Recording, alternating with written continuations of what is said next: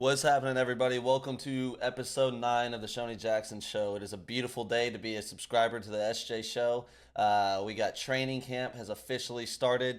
The pads are popping at this point. They're through all the walkthroughs. They're really practicing in the NFL right now. Football is officially back. Essentially, the NBA is over. The NHL is over. We got the Olympics going on. We have summertime baseball getting ready to hit the back end of that and whatnot. But this is a beautiful time of the year. Pads start popping. You can smell the fresh cut grass in the air. In certain areas, like in Texas with high school football and whatnot, you can smell the turf rocks melting on the field in 127-degree field temperature.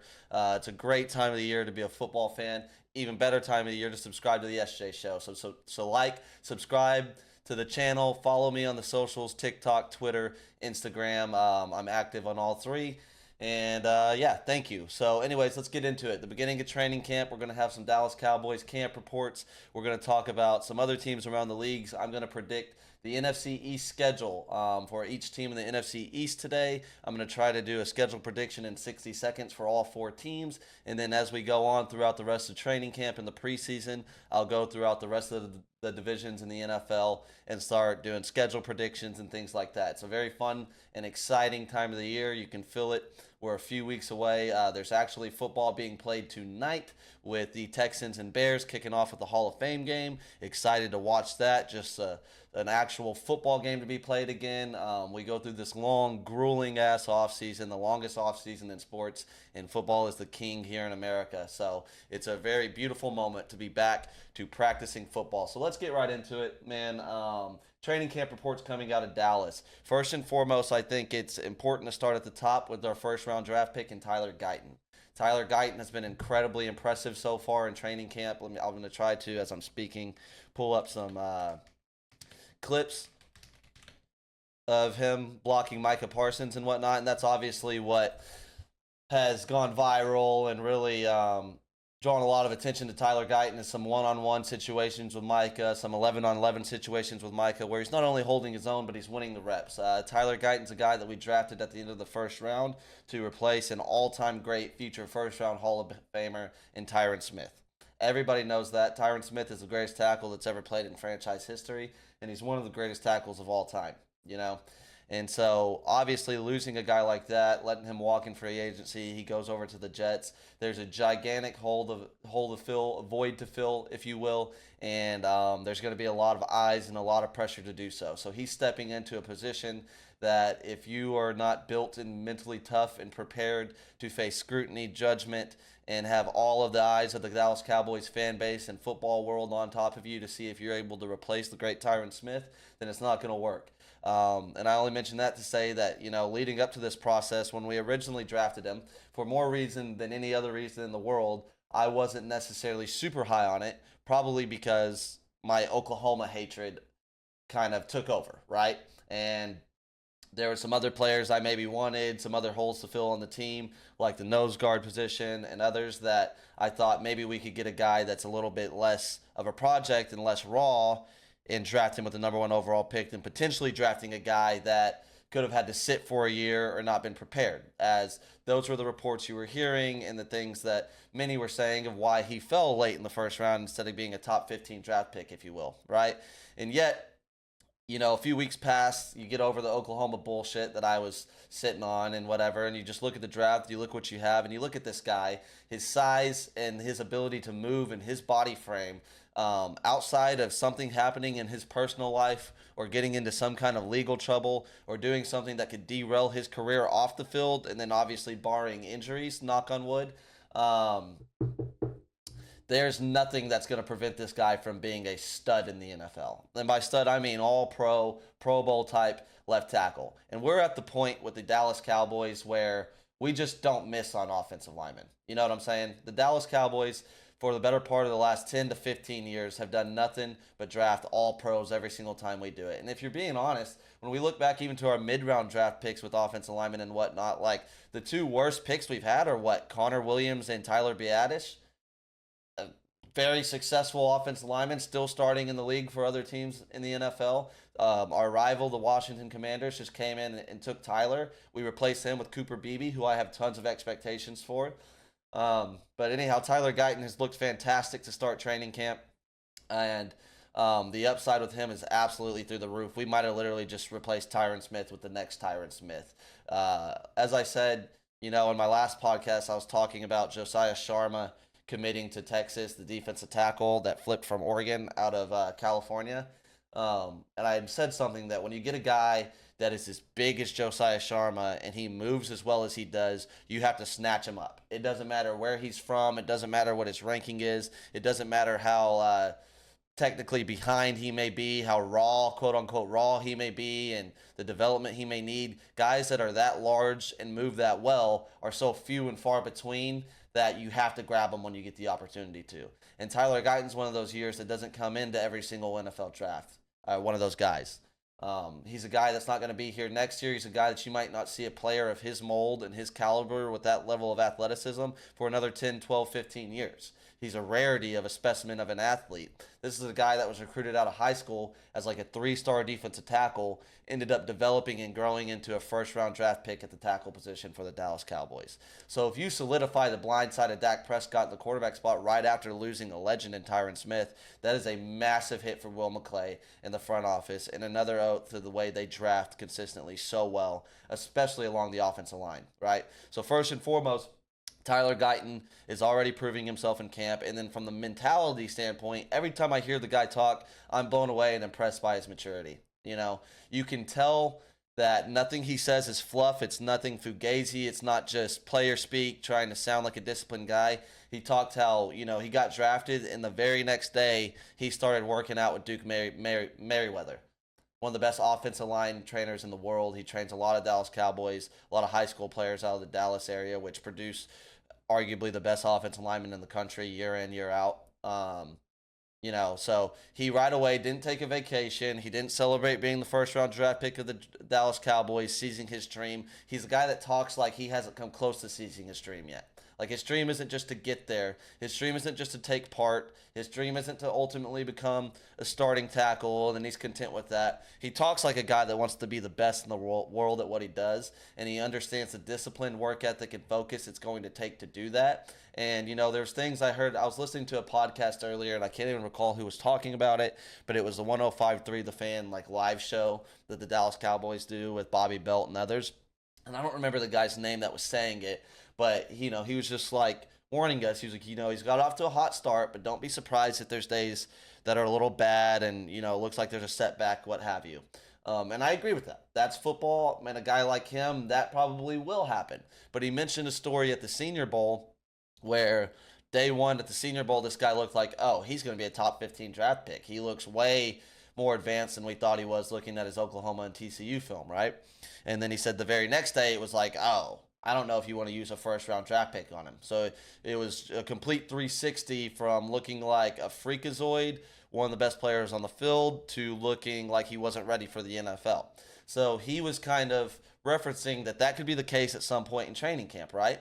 And one thing I'll say about that, I'll say two things about that. The first thing is going to be that players and athletes like Tyler Guyton, one thing about him, as I had mentioned, he went from being recruited as a defensive tackle out of high school to being a first-round draft pick in the left tackle. They will shock you with the massive improvements they're able to make in a very short time. Now, I'm not saying this guy has improved every single aspect of his game that will have to be improved to become the all-pro tackle type guy that I am speaking on, and yet I will say, training with the elite trainer that he has, with the focus it appears that he has in his training and his improvement, I'm not shocked at all if there's just light years in improvement from what you saw from the Senior Bowl in February to August right now, going into August 1st. Today is August 1st, right? Guys like that improve way faster than any normal human being or 95% of NFL football players in the world. He's the type of guy that can, take it from being a raw athlete to the best in the world in a year and a half. That's the type of guy he is at his size, strength. And I'm not, the only one teaching you guys anything with this. Anybody that's been following the Cowboys or Tyler Guyton or follows the draft and understands players and does this type of stuff understands the potential and the ceiling of players like Tyler Guyton. So this isn't news, and yet it looks very early on from early reports, early camp footage and stuff like that, that he is well on his way to getting there a lot quicker than anybody thought. Kind of like Tyler Smith did, right? Tyler Smith was another player we drafted late in the draft where Rex Ryan, who's been fired a dozen times for a reason, right? And quotes like this is probably the reason. His talent evaluation obviously isn't that of a Will McClay. He just shit all over the Tyler Smith draft pick, right? All I know is he led the nation in holding calls. You're going to have a lot of penalties with a guy like that. He would be undraftable. Paraphrasing what he said, but that's basically what his fat ass said about Tyler Smith. And that's why Rex Ryan is hopping around media networks. Not that that's a bad thing, but hopping around media networks and not coaching football anymore. And Tyler Smith is the best guard in the world, right? 2 years later. So I think you're going to see the same type of thing with Tyler Guyton, and this offensive line is going to be really, really good. An offensive line like this, Cooper Beebe eventually filling in, will help a lot of those run game issues that we worry about as well. And then the second thing I'm going to say about that Tyler Guyton situation is there's a lot of people freaking out that he's not already going with the ones, and why do coaches do this? You obviously know he's better than Chuma, and you're still starting Mozzie Smith on the other side who's struggling, but you're putting Tyler with the threes and Cooper Beebe on the opposite field with the threes going against so-and-so. First and foremost, Cooper Beebe and Tyler Guyton have been practicing with the Dallas Cowboys for a week, okay? A week. Our first football game is a full month from now, right? Our actual football game that counts. Cooper Beebe and Tyler Guyton will absolutely be starting that first football game a month from now. There's no doubt in my mind. And they're going to be playing very good, even though Tyler Guyton's going against the defending defensive player of the year, Myles Garrett. It'll be trial by fire, but both will be ready, and both are going to have good rookie seasons and great careers with the Dallas Cowboys, in my opinion. So them starting week 1 of training camp or week 2 of training camp, or the coaches making them earn their roles or slowly, gradually taking them there is not a problem at all. And yet it's the right thing to do. You know, it's the smart and correct thing to do. Chill out. With Mozzie Smith, on the other hand, whereas he's going into year 2, we have a huge hole at the position that Mozzie Smith plays, for a big reason being the fact that Mozzie Smith hasn't developed and come along yet. It's just a completely different situation where you're forced to throw him into it, to coach him really, really hard, because his time and window is shrinking by the minute to seize his opportunity. Mozzie Smith, on the other hand, might not be starting that first game, and we're in a lot of trouble at that spot. That is the biggest hole on our team. There's no other way to look at it. Like, there's no argument for any other position, even at defensive end, where we just lost Sam Williams, which is absolutely nothing to sneeze at. But I see a world of replacing Sam Williams' production, not to throw a shot at him, but replace his production without the stupid mental errors and penalties that Sam Williams commits every time his production or play snaps go up, right?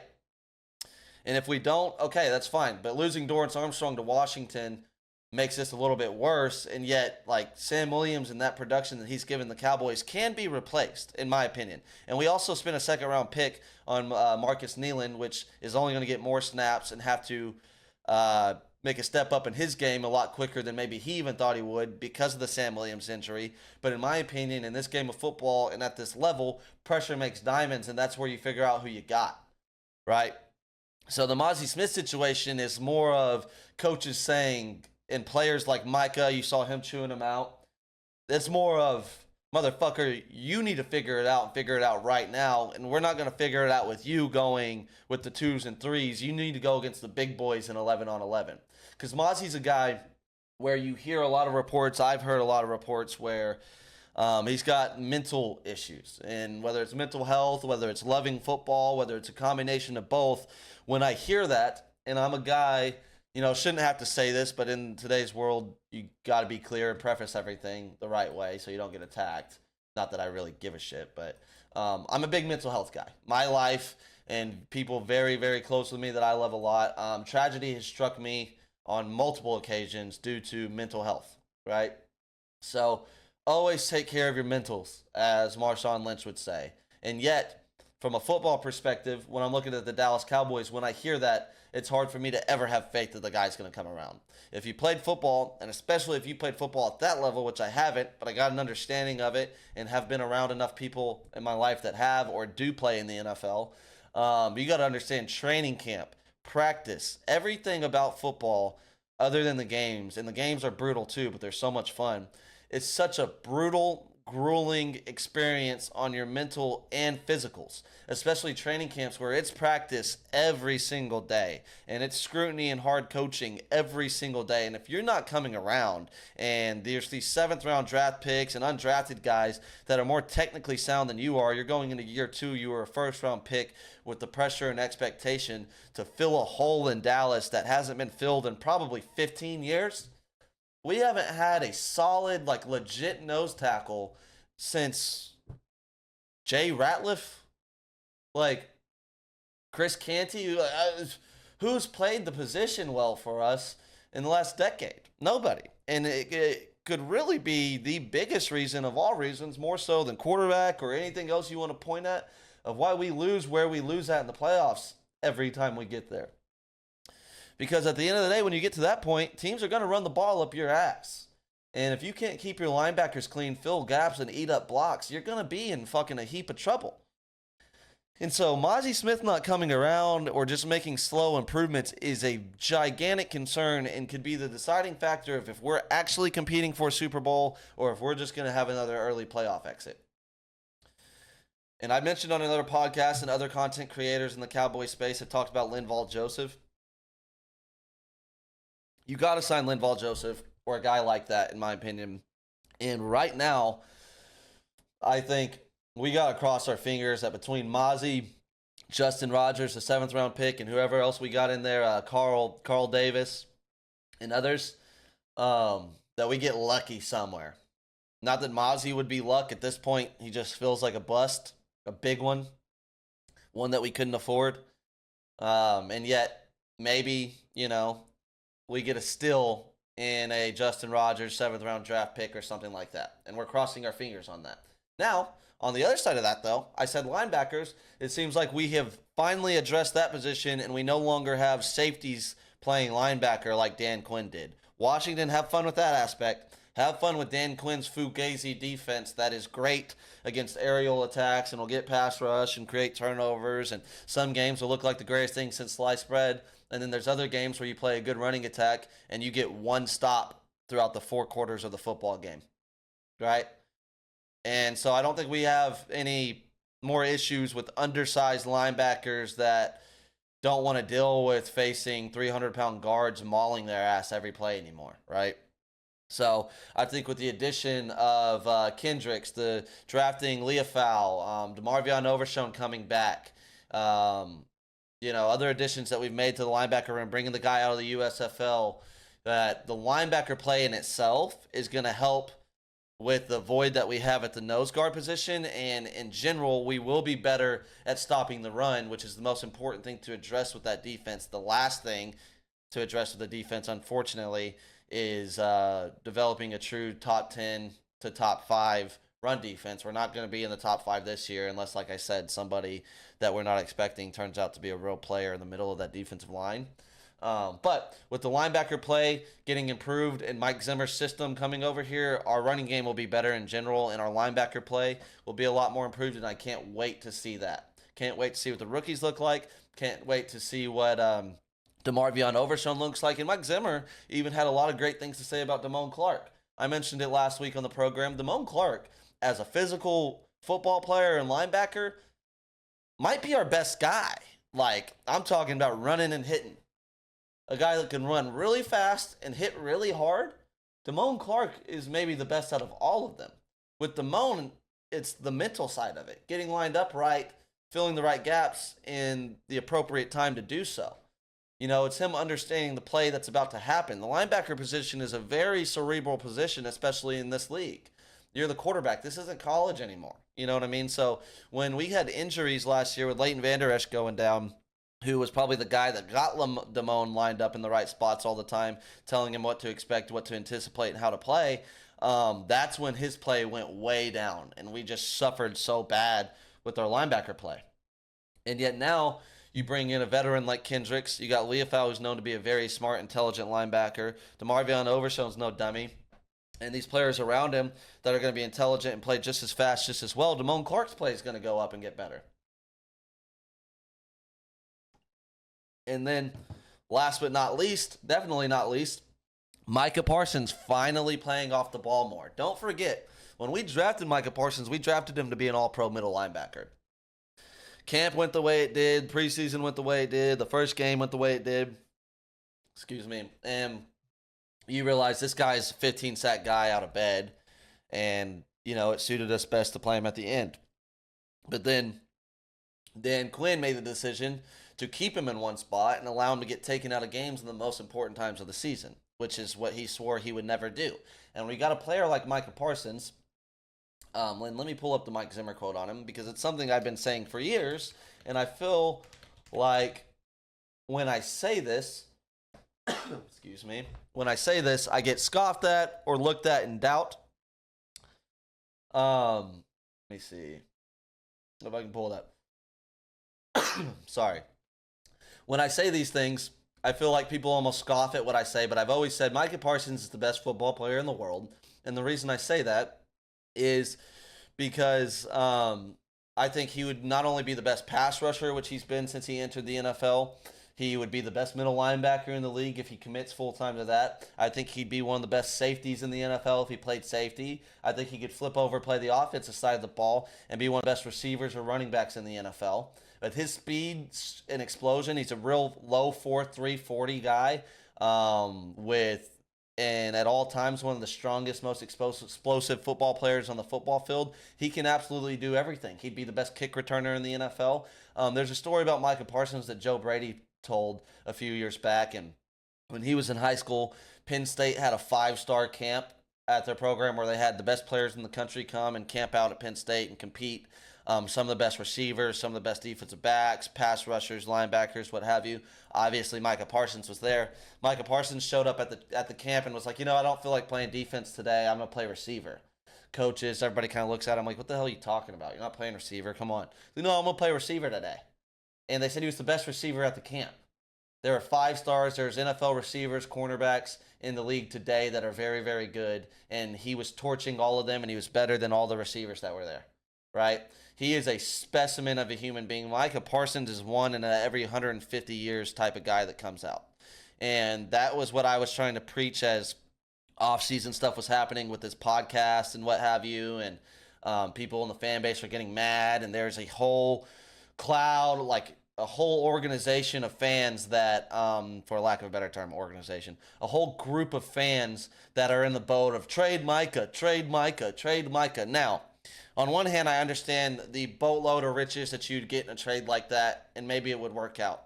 But that is a group of people that lack the intelligence to understand the special player that this is, and it absolutely blows my fucking mind. You're looking at a guy that gets taken out of games, not to his fault, to the fault of his coaches that allowed him to stay in one spot that is easy to avoid and easy to eliminate from a football game if you have the ability to run the football very well.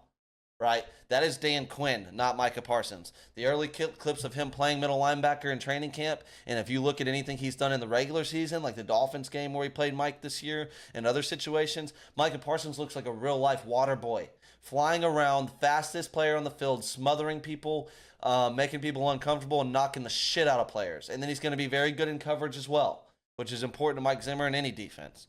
But he's going to fill both holes. He could be Fred Warner or better. He could be better than Fred Warner, who I'm incredibly high on. I'm going to talk a little bit later when I talk about the top 100 players. But, yeah, so I love that. Micah Parsons being used all over the field. Let's maybe use him more at the mic than we use him as a pass rusher moving forward. I don't know. But here's what Mike Zimmer said. Mike Zimmer knows a thing or two about football players, right? Mike Zimmer said, I'm not sure he couldn't play every position out there. To be honest with you, he's got great acceleration, great quickness. He's extremely brilliant. He's got power. Hold on, let me pull up the full tweet. He's got power and strength. We're trying to figure out a lot of different ways to move him. One week he might be doing this, and the next week he might be doing something else. How many players in the NFL do you think can do that? More than 5? No. More than 3? I'm not sure. There might be 1. Said we're trying to get him on one-on-one as many times as possible. Playoff games and a lot of the games they struggled with last year, they knew where he was going to be, and they found him. And they did a good job of doing so. Sometimes we're going to have to use him when offenses are focused on him. We're going to have to be bringing people from the other side. They can't just sit there and key on Micah. Let me read again what he said at the very beginning. I'm not sure he couldn't play every position out there. I have been saying this for 4 years, and then people are saying we could trade him and not fill it at all. We could just get rid of him and be better off without him. Micah isn't this, Micah isn't that. What y'all think of Micah? I've been telling y'all. I see guys say it every single day, and some guys that I respect say stuff like this. I'm not saying, you don't know anything about anything from saying this. I'm just saying you lack some awareness on exactly what Micah Parsons is when you just think we could just dump him off, or that he is not the reason our defense went from completely abysmal to one of the more respected defenses around the league the last few years. Right? Again, say what you want about Shonee Jackson and the Shonee Jackson Show. I've been saying something for 4 years. Mike Zimmer, a coach that's been doing this for 30 plus years, very respected, one of the most respected defensive minds, not just in the league, but the entire universe, says, I'm not sure he couldn't play every single position out there. Micah Parsons is special. Micah Parsons is going to be the highest paid non-quarterback in the NFL once he gets his extension, probably this time next year.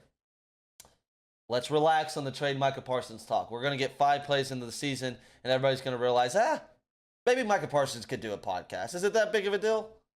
Is it that big of a deal that Micah's brother sends out tweets? I think I can live with it. That's the type of guy he is. That's the type of guy he's going to be. And he also wants to win really bad in Dallas. And you can see it in the way the guy practices and the way the guy treats his teammates on the practice field. His urgency to win, his urgency to get better, and his urgency to make his teammates better, like the clip of him yelling at Mozzie Smith a few days ago. It's at the utmost importance. And he knows where we need to get better. I think him and Mike Zimmer are going to have a great relationship. The shit that he said in the offseason of, having to wait and see, and he has ideas of what he wants to do and whatnot. They're going to hit it off because Mike Zimmer's an excellent football coach that's respected by Hall of Famers across the league over the course of 30 years, and he's respected by every other coach in America and every player that's ever played for him. So Micah Parsons is going to respect him too, because that's how it goes with Mike Zimmer. But just want to say, Micah Parsons, I'm very excited to see him play off the ball more. And I think, if anything, if you go into the season with that hole at the nose tackle, you're going to have to play Micah off the ball and have really, really good linebacker play to make up for what you don't have at the nose. Right? Let's move forward. Trey Lance looks like ass and balls. That's, I don't say it's not good because we're going to be fine. We got Cooper Rush as well. And he might be a gamer. You hope he is. But we're at the point now with Trey Lance where he has a few good preseason games. Let's look at trading him and keep Cooper Rush, yeah? Unless he just goes bonkers in the preseason. But the problem with Trey Lance is not talent. Trey Lance has all the talent in the world and all the athleticism you could have to go with that arm strength and everything else, right? The problem with Trey Lance is I don't think he sees safeties and linebackers that are standing right in front of him. He threw 2 interceptions yesterday in areas where you really don't want to throw them, one being in the red zone, where he just didn't see the defenders that were standing right where he was throwing the football to. Marquise Bell got one, and the USFL linebacker that we got over here got another interception on him, right? And just sinking right into where the football is being thrown at. He doesn't have good eyes. He doesn't have good processing speed. He doesn't read defenses. And we're in, year 4 of his NFL career? It's too late. Not going to happen, in my opinion. It's not going to happen. Doesn't happen today. What makes you think it's going to happen a year from now? I was positive on the potential of that happening because everybody should have been positive on the potential of that happening. You realize the reality of us landing another franchise quarterback that we could get for $20, $30 million cheaper than the one we have would have been magnificent in our chances to win a Super Bowl? That's where that hope comes from. And you can look at the talent and the coaches developing him and be like, well, you know what? If it's going to work anywhere, it's going to work here. Doesn't look like it's going to work, though. So that could only be good news for the Dak Prescott camp. And we're going to see, right? He's going to get his chance in preseason games. He's going to keep getting reps in practice. God willing, hopefully he improves. Just not a good start for Trey Lance. Acid reflex. Not a good start for Trey Lance in the Dallas Cowboys training camp. But Dak Prescott looks very good. Dak Prescott's having a good training camp to go, and I expected that. Dak Prescott is a very good quarterback. Let's be careful and understand that I have these Dak Prescott podcasts, and I break down his record versus playoff qualifiers and my doubts and concerns about Dak Prescott. Don't take that as me just shitting on Dak Prescott. Remember what I said. I said, You can't look at all of that, the evidence we have over the course of a decade, and convince me that it makes sense to pay him $60 to $65 million a year. But what I did say is I would love to have him between $50 and $55 million a year. One, understanding I think that's where he really falls in this league, and that's what he's earned and deserved. I don't think any more than that. I don't think he deserves more than these recent quarterbacks that got paid. Maybe Trevor Lawrence, but outside of that, I don't have him above Jordan Love. Tua, they're neck and neck. Tua gets hurt too much, but Dak gets hurt a lot too. Everybody else I would take over Dak Prescott.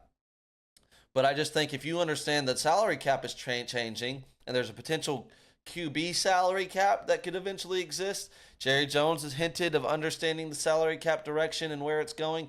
50 to 55 is plenty, not only for him to make an assload of money to go along with the money he's going to make off the field, but to improve our chances to fill holes on this team, like at the nose guard or wherever else we need to fill it year in, year out, when you're missing one piece to get to a championship, or you feel that way, right? You're never able to do that if you got a top 5 or the number 1 highest paid quarterback in the league. And that's where I stand. I understand that there's an offer that's been made out to him. I'm not tapped in enough to know what that is. I hope, and from the sound of things and the way Steven and Jerry Jones are talking, that they have tried their hardest to paint a picture to get Dak at a reasonable price where he's making a lot of money.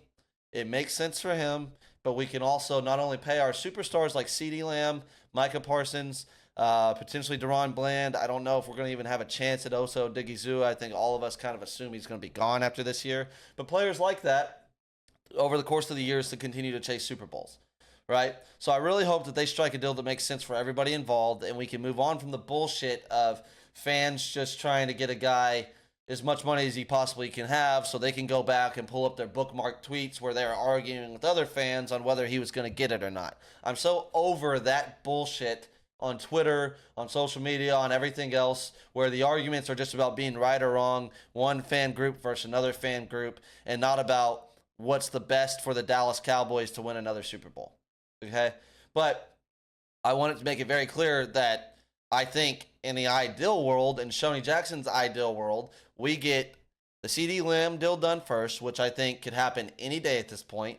All reports are there's very positive contract discussion, and there's been numbers thrown out there of the ballpark that it's going to be around. It looks very good. You got to understand these are super agents with superstar players with tons of details in these contracts. These contracts aren't just 4 years, $138 million, simple as that. You know, we talk about it as fans and even journalists in the world that know way better than they act like they know. And, you know, the market's been set. You know what he wants. You know the dollar amount that he wants. Why don't you just give it to him? It has nothing to do with that. It's the no trade clause, the no franchise tag clause, all the other clauses thrown into these contracts that the players want.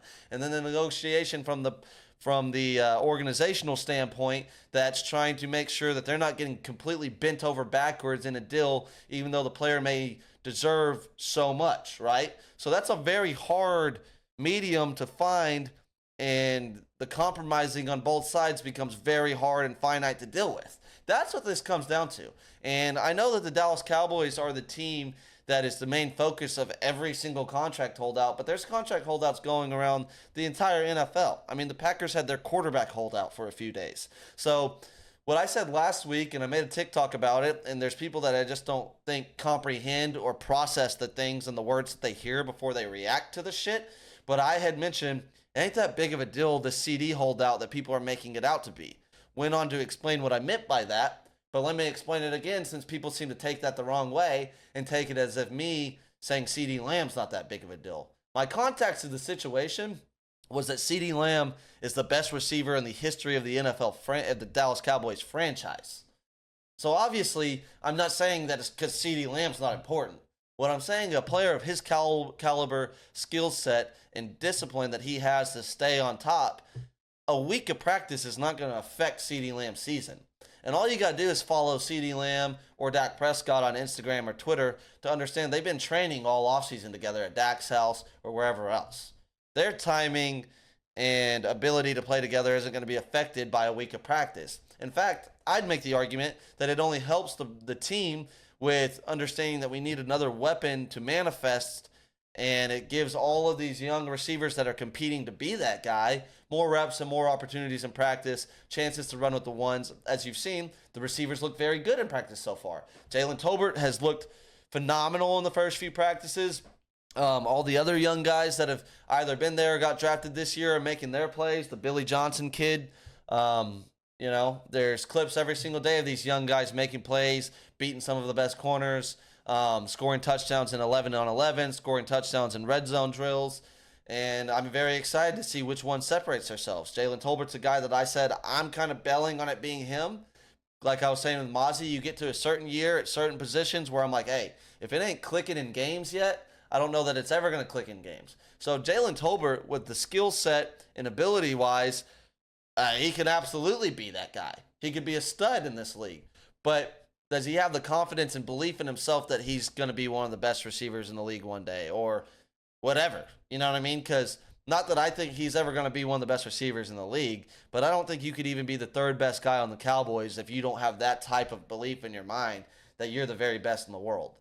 And so if it's close between him and some other guy that got drafted late or undrafted, I have a feeling that one of those guys could potentially just have more dog in him and pass him up. And now that's just outside looking in shit. I'm not around the team all the time. I've never talked to Jalen Tolbert in person. That's my discernment on body language and when I watch a guy play in games, what it feels like watching it. So the SJ show, I said it from the very beginning, we're about vibes as much as we're about anything. I'm not sitting up here trying to be a hard ass with a PFF subscription, acting like I know everything more than the general managers, more than the coaches, more than the players. I do know quite a bit. Played football for 12 years. I've been around it my whole life. It's the only hobby I really have in my life, watching football, talking about football. But that's not what I'm here to do, is belittle motherfuckers like I know more than everybody. We're about vibes. We're fans of the Dallas Cowboys. We're fans of the NFL, college football, every other sport. And right here, right now, the focus in the SJ cult is Lombardi number 6. And it's going to continue to be Lombardi number 6. It's not about being the smartest guy on earth.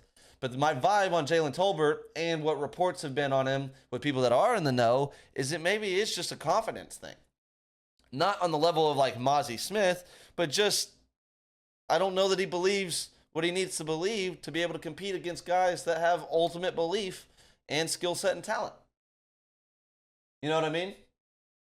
But other than that, also the Sam Williams injury. Brutal, right? You lose Dorrance Armstrong to a division rival. Sam Williams' role and expectations goes up. We are all excited about him as fans. He's played very well as a Cowboy so far, minus his mental mistakes that he makes and the penalties that we get from that on special teams and on defense. But, there was a lot of expectation and responsibility that Sam Williams was going to have. He blows his knee out, and that sucks. Godspeed to him on the recovery. But I will say, I do believe that we can replace the production of Sam Williams like better than what it looks like we could replace it or find at the nose guard spot, right? We're bringing in guys to work out, probably going to sign them. We drafted Marcus Nealon. Like I said earlier, pressure makes diamonds. Marcus Nealon, now your responsibility and expectation goes up. Let's go do it. Go throw him out there to the dogs. Let's see how quickly he can progress and improve. And then if he can quickly get to that mental space of understanding, yeah, I'm supposed to be here and I can play with these guys. All right? And then you got Mike Zimmer in general with Greg Ellis as the defensive line coach, where we're just going to kind of have a different type of defensive end, run stoppers that can also go get you 6 to 10 sacks a year. We can get a rotation of guys that can fill and make up for what Sam Williams did last year, then we're going to be fine. Let me pull up his stats. 2023. So 15 solo tackles and 4.5 sacks.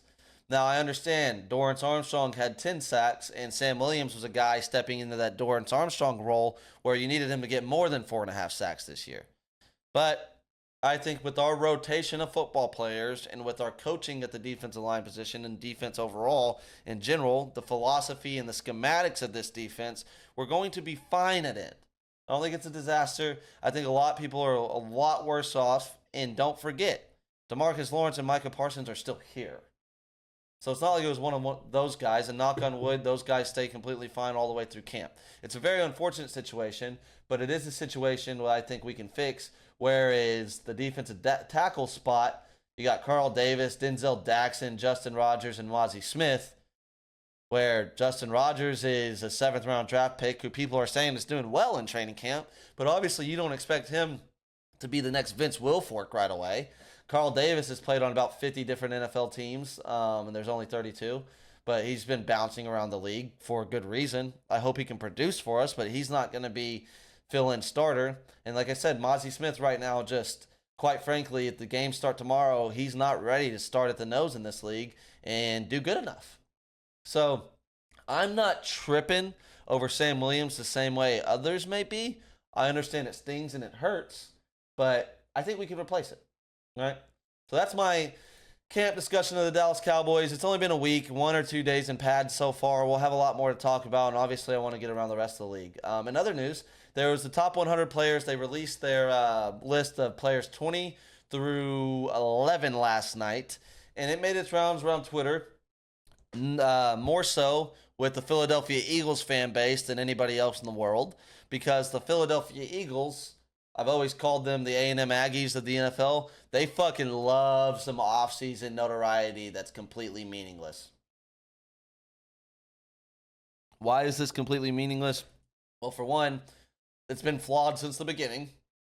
Everybody understands that this list is made and voted on by the players, and that's the selling point by NFL Network.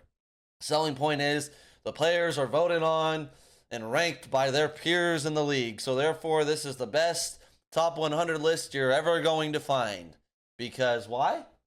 The players watch every football game and watch every single player throughout the entirety of the season while they're also playing and focused on their games and their lives and their families. Have you watched any of these behind-the-scenes documentaries? Receiver, quarterback that's come out on Netflix over the last few years? Do you watch the players behind the scenes ever watching other NFL football games that do not pertain to them? Are they ever watching film on teams that they are not playing or on players that they do not play against position-wise consistently? Right? Let me tell you something. There are film junkies that exist. There are players that you can find that can probably tell you about every single player at their position in the NFL, every player that they play against, and maybe even players at other positions and other teams, and break that down. Those type of players usually have a career in football way beyond their years of playing. They become general managers, they become scouts, then become general managers, they get into coaching, they do that. But I'm going to tell you something. The overwhelming majority of players are not watching the games like that. They play games on Sundays, they go home, they enjoy their family, they enjoy their life, and then they vote on their peers. So the Eagles fans are so happy because Jalen Hurts got ranked 15th and Dak Prescott got ranked 16th. Okay? Because that fucking means so much. Just because Jalen Hurts got ranked 15th, Dak got ranked 16th, the players voted on it, so they're telling you he's better. He's just going to be better. And the disaster that happened and the absolute meltdown that was more so to do with him than any other player on the roster. You can talk about coaching, and that's fair. There isn't any other player on the roster that had more of an impact on that meltdown than the player that plays the most important position on the team and quarterback in Jalen Hurts. Okay? It's all cool. Like I said at the beginning, what is this list supposed to be? Top 100 players on the previous season voted by the players that played in the previous season. In what world did Jalen Hurts have a better season than Dak Prescott and CJ Stroud? Let me list some players that Jalen Hurts was rated higher than that I will put my life on the line that he is not better than. Dak Prescott, will start with him at 16. Micah Parsons at 17. That is fucking cockamamie.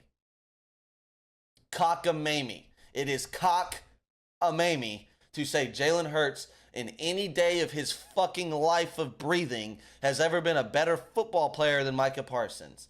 What did I just say earlier? Mike Zimmer. I'm not sure Micah Parsons can't play every single position on the field. Can Jalen Hurts go get 12 sacks? Can Jalen Hurts run the ball as good as Micah Parsons would be able to? Can Jalen Hurts cover anybody? Jalen Hurts isn't better than Justin Jefferson. I understand he had an injury, so if you're going to do that, whatever. But obviously, you're ignoring a lot of shit from last season because you put Jalen Hurts at 15. He's not better than Justin Jefferson. Sure as fuck not better than Roquan Smith. He's not better than CJ Stroud. Definitely wasn't better last year. Right? So, out of the 1, 2, 3, for 5 football players that I just listed that he was rated ahead of last year in last night's list drop. They're all better than him. 100%. And every GM in the NFL, every scout that makes decisions, they made a list too, by the way, and he was way behind 15, right? Like, he was not even, I think, in the top 10 of quarterbacks in the fucking NFC. If he was at the bottom of that list, right? And you can say, oh, scouts. Well, yeah, scouts and GMs, they pick the players. That's their fucking job. It's their job. If they do a bad job of picking the players, they don't have a job anymore.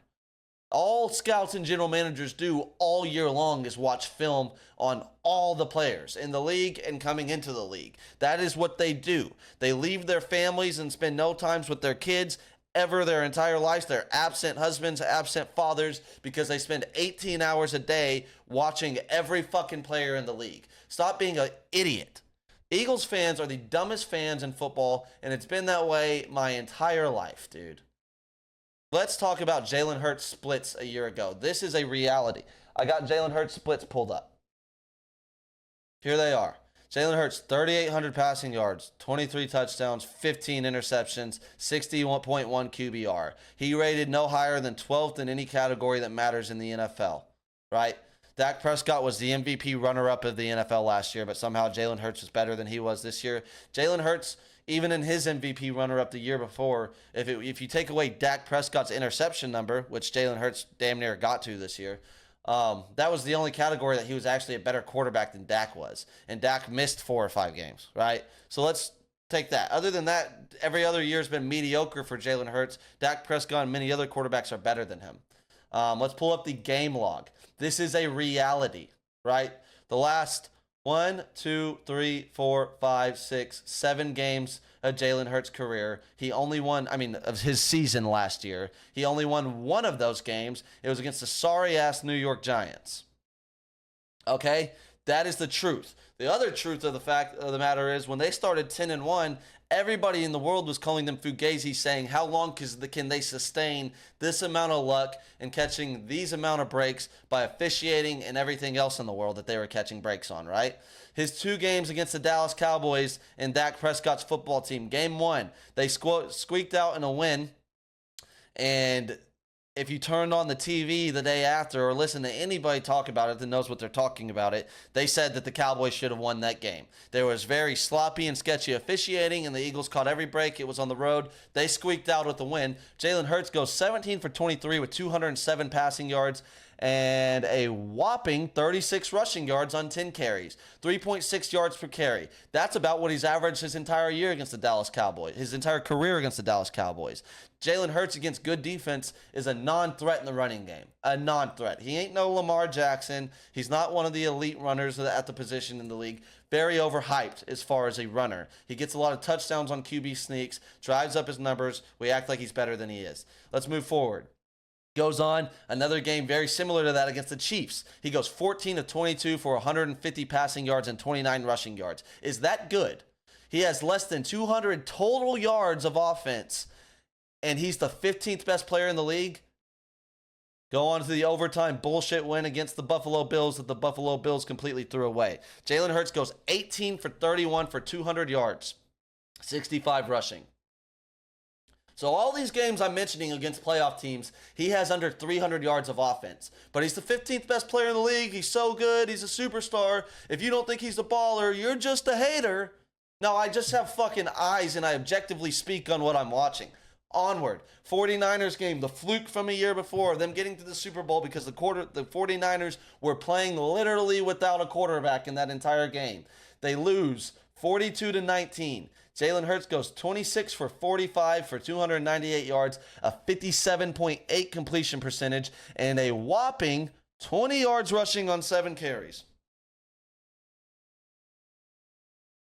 Again, a good defense doesn't have to worry about his legs.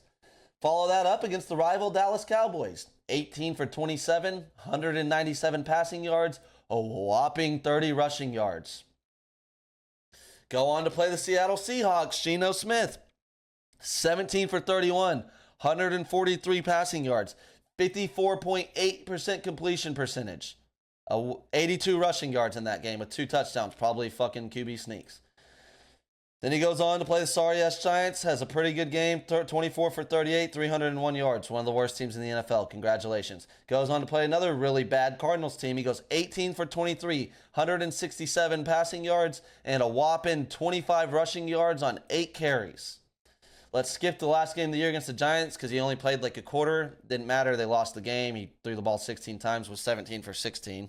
43.8% completion percentage in his 16 attempts against the fucking Giants. But whatever, we'll ignore the game because he got pulled early. And then the playoff game against the Tampa Bay Buccaneers, which had the worst record in the entire NFC. They entered the playoffs because they were the worst division in the league, and they won that division. He goes 25 for 35 for 250 and 5 rushing yards. 1 touchdown. All right? So let's go again. Against playoff teams that Jalen Hurts played, let's see, Miami, Tampa Bay, Dallas, that's 3, 4, 5, 6, 7. No, he played 6 playoff teams. In those games, 1, 2, 3, 4. Out of 4 of the 6 teams he played, he had under 250 passing yards. But he's the 15th best player in the league, and I'm a hater if I just don't think he's a baller. And mind you, what I just read to you basically explains that their passing game and the Eagles' offense was fucking broken to end the year, right? It was broken. And that's why they fired their coordinator. Who did they hire to replace and fix their offense? Oh, that's right. Kellen Moore, a guy that broke offenses in the last 2 organizations that he was in, right? He got fired from Dallas. You could say he left on his own. He got his play calling rights stripped from him. Mike McCarthy didn't like him. He walked away. That was you can't fire me because I'm going to quit. And then he didn't even make it through a full season in LA. Justin Herbert and Dak Prescott have both had their worst years of their career under Kellen Moore. They both thrown more interceptions than anybody ever before in their career under Kellen Moore. Let's talk about Kellen Moore. He took over play calling in 2018 for the Dallas Cowboys. You remember the 2018 Dallas Cowboys? I talked about it on the last podcast. That's the year we had to trade for Amari Cooper. Why did we have to trade for Amari Cooper? Our offense was broken. It fucking sucked. At that point that we traded for Amari Cooper, Kellen Moore had already had his play calling duty stripped from him from Jason Garrett. Okay? We would start fast every year, and then teams catch on, and you just suck ass. That's what happened. He gets his play calling duties back in 2019, get out to a hot start, same shit. You start to figure out Kellen Moore's offense, his tendencies. People sit on routes, pick you apart, and whoop your ass. 2020 was 2020. Dak Prescott breaks his leg. 2021, 2022 with the Dallas Cowboys. They go exactly like that. Mike McCarthy and Kellen Moore never really saw eye to eye. Mike, I don't think ever caught on to, the hype of Kellen Moore. You work with them every single day. You're an offensive play caller, a quarterback's coach your whole career. You're like, this guy's not on my level. He goes to LA. That was a fucking disaster. Now we don't even think Justin Herbert's good anymore. You know what I mean? So I'm supposed to believe this guy that finished losing 1, 2, 3, 4, 5, 6 of his last 7 games, only beating a team that I don't even think really wanted to win that bad in the New York Giants, is not only the 15th best player in the league, but all these games where he couldn't even pass for barely over 200 yards. He had multiple games with under 200 passing yards. He had under a 60% completion percentage. 1, 2, 3, 4.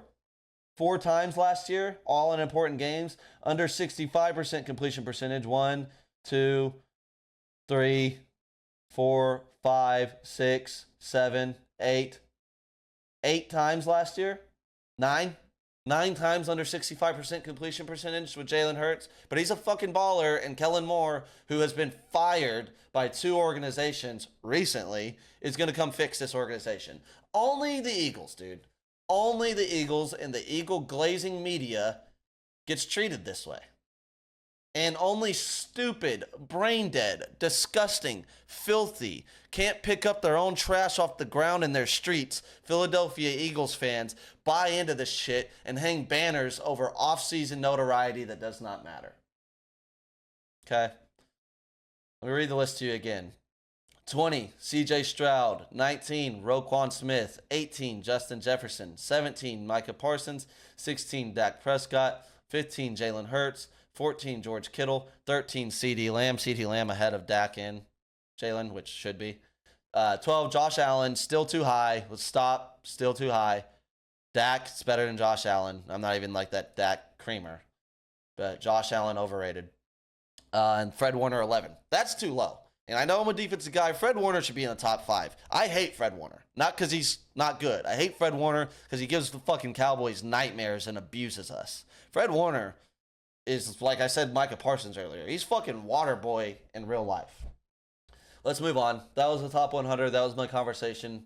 Let's do record predictions since I was talking about all that. Let's start with the Eagles. I'm going to predict the NFC East records team by team, each team in under 60 seconds. Starting right now with the Eagles. Let me pull it up. Got it pulled up for you. Season, Philadelphia Eagles. Let's start this again. Philadelphia Eagles schedule prediction in under 60 seconds. Green Bay, to start off the season, the team that eliminated the Dallas Cowboys, Jordan Love, that's going to be a loss. Atlanta Falcons in week 2, I got them starting 0-2. Then they will go and they will beat the New Orleans Saints in New Orleans. They'll be 1-2. They're going to start the season at 1-3. They're going to lose again to the Tampa Bay Buccaneers. It's going to look exactly the same. The Cleveland Browns are going to beat them. They're going to go 1-4. They can beat the Giants. They're going to lose to the Bengals. And at this point, between the Bengals, Jacksonville, and Dallas, this is where Nick Sirianni and Kellen Moore are going to get fired. They're going to lose all 3 of these games. And then, I don't know, they can split with the Commies, going to lose to the Rams, going to lose to the Ravens. Maybe they, at this point of the season, you just don't know. Give them the win against the Panthers, losing to the Steelers, going to lose 1 to the Commies. The Cowboys are going to sweep and dust the Eagles. So that is a record prediction of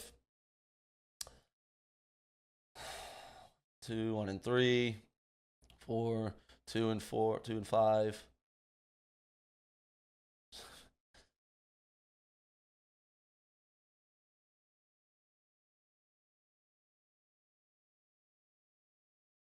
Six and 11 for the Eagles. I predict that the Philadelphia Eagles not only melt down, they go 6-11. They fire their coaching staff. That is my Philadelphia Eagles record prediction in 60 seconds. Let's move on to the Giants. The New York Giants. If you're watching the Hard Knocks training camp with the New York Giants, then you're probably not very confident in the direction of that organization, right? But let's start at week 1 against the Detroit Lions, loss. Week 2 against the Houston Texans, loss. Week 3 against the New York Jets, loss. I'm doing the preseason again. Jesus Christ. I just did that twice. Okay, Giants in 60 seconds. Week 1, Minnesota Vikings. That's a toss-up. Let's give it to them. Week 1's a win. Between week 1 and week 2 with the Giants and the Commies and the Minnesota Vikings, they'll start off the season 1-1. Then they're going to lose to the Browns and the Cowboys in humiliating fashion. The Seattle to the Eagles, so 3-4. They'll lose to Pittsburgh, 3-5. They'll split with the Commies, so let's put them at 4-6. Let's give them a win against the Panthers, 5-6. Going to lose to the Tampa Bay Buccaneers, 5-7. Going to get swept by the Cowboys again, 5-8. The Dak, I don't think, has lost to them since his rookie year. Maybe one game. Give them the Saints, 6-8, 6-9, 6-10, and at this point you're tanking. They're going to be 6-11 or 7-10. Depending on that Eagles game at the end of the year, that might be a competition to lose. Let's go to the Washington Commanders, the Commies. Skip through the preseason. The Commies, schedule predict. Commies will have a good pass rush. They'll have a good secondary under Dan Quinn. They're going to beat the Bengals. They'll beat the Cardinals. They're off to what, a 3-1 start at this point? Yeah. Commies are 3-1. And this is who I think is going to compete for the division with the Cowboys here. Cleveland, let's give them a loss there, but let's have them upset. No, they're going to lose to Cleveland and Baltimore. I'm not going to get too tricky here. So at this point, I got the Commies at 2-1, 2-1, 3-1, 3-3. They're 500 through the first 6 games of the season. They'll beat the Panthers. They will beat the Bears, but we'll see. They're going to beat the Giants, and they'll lose to the Steelers. So they were 3-3 at this point. 4-3, 5-3, 6-3, 6-4. Going on a playoff race at the end of the year, starting to play division opponents. They're going to lose 1 game to the Eagles, I said. So let's do that one at Philly. Let's have them losing on the road versus Philly. And then week 12 against the Cowboys, they're going to lose in Dallas. Week 13, Tennessee, win. Week 15 against New Orleans, they're going to win. They'll beat Philly at home. Atlanta, they're going to lose this game, and they're going to lose to the Dallas Cowboys, or they're going to beat the Dallas Cowboys in the last game of the year. So I got going 1, 2, 3, 4, 5, 6, 7, 8, 9. I think the commies go 10-7. 10-7 record prediction for the commies. Let's go to the Dallas Cowboys to finish off this episode of the SJ Show. Dallas Cowboys record prediction in under 60 seconds. Week 1 against the Cleveland Browns. Just gut feeling all year long. Styles make fights. As of right now, until we figure out the nose guard spot, loss. I think we lose in Cleveland week 1. Then we turn around. We beat New Orleans. We beat Baltimore. We beat the Giants. We beat Pittsburgh. We beat Detroit. We go into the bye week, week 7, 1, 2, 3, 4, 5-1. Just losing week 1 against Cleveland. We'll go 5-1 after that. Going into the bye week before our hated rival, the San Francisco 49ers, the kryptonite of the Dallas Cowboys the last 5 years. Man, it's got to be a loss at San Francisco as of today. Got to be a loss, and it's going to be a loss until we beat them. I can't do it. I can't do it anymore. I did it last year. I did it the year before last year. They just fucking humiliated us. I brought up the nose tackle thing.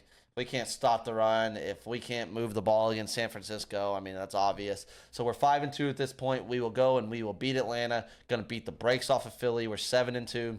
We are going to beat Houston at home and show that we are still superior to the Houston Texans, even though everybody doesn't want us to be. We're a much more talented team than Houston. They're very talented, but they're not the Dallas Cowboys right now. We beat them. We beat Washington. We split with Washington. Actually, I'm going to flip what I said about Washington. We lose the first game against Washington, and we beat them at home at the end of the year. Dan Quinn's first game against Dallas, a lot of familiarity. That game's at home for them. I think that they're doing well. They're playing well. Rookie quarterback. He can run around very fast, could give us some issues. We lose that game. Then we go beat the Giants. We beat the Bengals like we always do. We beat the Panthers. We beat this entire division, Tampa. Dust Philly again and win the last game of the year against Washington, because at this point we're going to be playing for seeding, trying to get a first seed or second seed in the NFC once again. So I got the Cowboys going 0-1, 1, 2, 3, 4, 5, 5-2, 6, 7, 8, 9, 10, 11, 12, 13, 14. I got the Cowboys going like 14-3 this year. Cowboys going 14-3. The Dallas Cowboys are going to win the Super Bowl. Lombardi number 6. We're on our way, baby. It's a beautiful day to subscribe to the Shonee Jackson Show. It's a beautiful day to be Shonee Jackson. I hope you guys have a great weekend. I will see y'all tomorrow talking about college football, the beginning of camp for college football, Oklahoma's sorry asses, and a few other things. So thanks for joining me. Like and subscribe to the program. Follow me on the socials. I'm popping off. I'm growing. Let's get to it. Let's grow to 100 subscribers, then 1,000 subscribers, then 1,000,000 subscribers. I love y'all more than you know, but not as much as you think. God bless. Have a great weekend.